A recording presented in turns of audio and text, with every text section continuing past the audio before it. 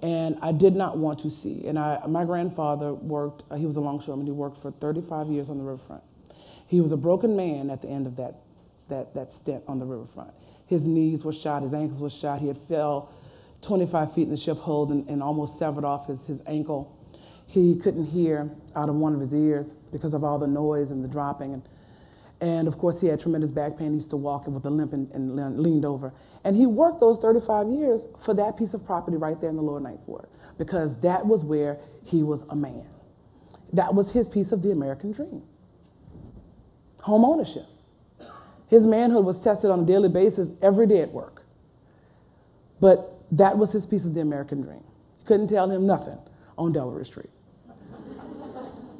But the bottom line is that, that was my personal drive at that point.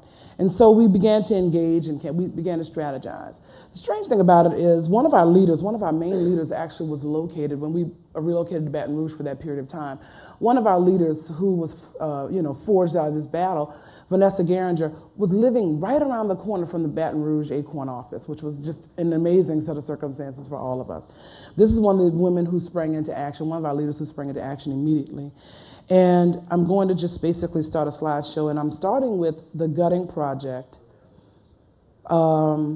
because it's out of sync. No, I'm starting to talk about going back to New Orleans and what we were doing and what we were thinking.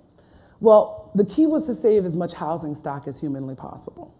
And we knew that we couldn't gut every house. Gutting is basically removing the debris from a house. In order to save the house, you start the rebuilding process by gutting. That's an important statement. That's an important thing to realize. You start the rebuilding process by gutting. When we started gutting houses, well, you would go back to New Orleans and you would see vastly nothing. You would see very few people in our neighborhoods, in the ACORN neighborhoods and the low and moderate income neighborhoods. But when you saw debris that came from a house, you understood that somebody was starting that process. Somebody was doing something.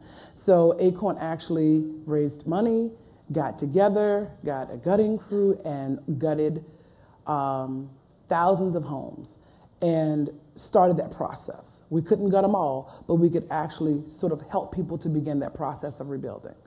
And I always tell people about gutting. I always say, it's near and dear to my heart, because when you look at a gutted house, what you see is I always tell people, like, when you look at it, if you look at that top picture, that top picture is my house after the storm. But if you look at that top picture, you don't know where to start. When we started gutting, a gutted house looks like a house that's under construction. So I think it's sort of a part of what we're doing was trying to change not just the conversation, but the mindset of the people of New Orleans with that piece. And I think that we did a pretty good job. But the bottom line was we had to get back in, and we started with a series of marches and protests. We had to get down to the actual organizing work.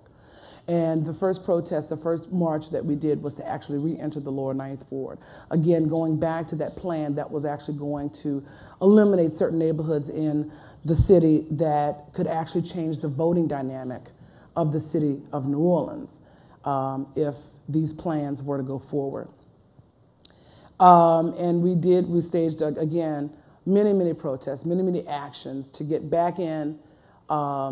One of which was, let's start the campaign to re-enter the Lower Ninth Ward.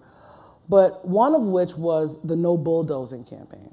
That was actually one of the first. I mean, all these things are small bits and pieces that form a larger puzzle under the umbrella of right of return, ensuring people's right of return, and ensuring people's rights, period.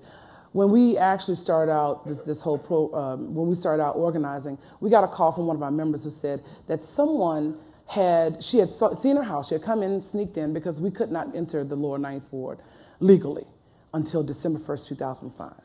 Everyone else sort of came in, trickled in the weeks after the storm, and we could not legally enter our property until December 1st, 2005. There were actually armed guardsmen. There were National Guardsmen with M16 rifles standing outside of each of the entryways into our blocks, so that we could not, on the main entry, so we could not enter the Lower Ninth Ward. But this woman said she sneaked in, because snuck is not a word, y'all. She sneaked in, and she saw her house. Her house was where it was before. It just probably needed to be gutted. Obviously, it needed to be gutted. We took about 18 to 20 feet of water in the lower ninth ward. Needed to be gutted. And she said, she wanted to get back in and get her property together. She comes back again, and the house is gone. And that spurred the no bulldozing campaign, where we were saying, wait a minute, if the residents aren't able to enter to see their property, why are you able to enter with a bulldozer to knock it down, not knowing whether or not there's something there to save? And that campaign was about people's rights. It was about the rights of homeowners. It was about the right to see your property, because God knows, and you never want these kinds of things to happen, but God knows if a tornado whips through the heartland right now and there's nothing but sticks left, the next day people are out there looking at their sticks. And I think that our people deserve the right to actually see what was left, so that you understood what you were working with, that maybe your house could be saved. There was, a lot of people were saying there was a mass order to bulldoze everything, to raise everything in the lower ninth ward, which would have been a tragedy for people like me, who lived in a house that took 18 feet of water, yet after it was gutted, it cost me about $55,000 to get back in my house. Had I had to replace that house, it would have cost me between $130,000 and $150,000, depending on what, how fancy I wanted it. Probably more in certain circumstances. So I think that, that campaign definitely was about respect. And next we move into our campaign, our protest in Baton Rouge and our right to return. And of course, obviously, it was all centered around the right of return. But what started to happen actually was that we began to come up against different points at which eminent domain and issues of property rights were starting to be, challenged for our people.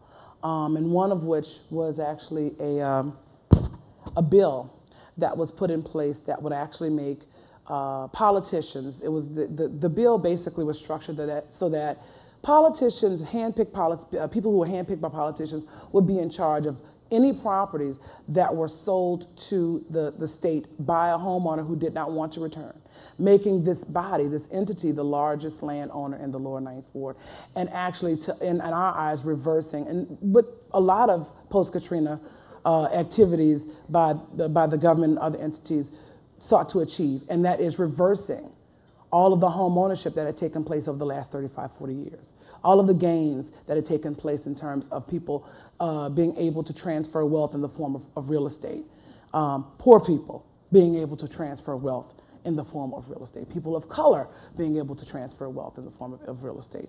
And that was very, apparently, that's not something we wanted.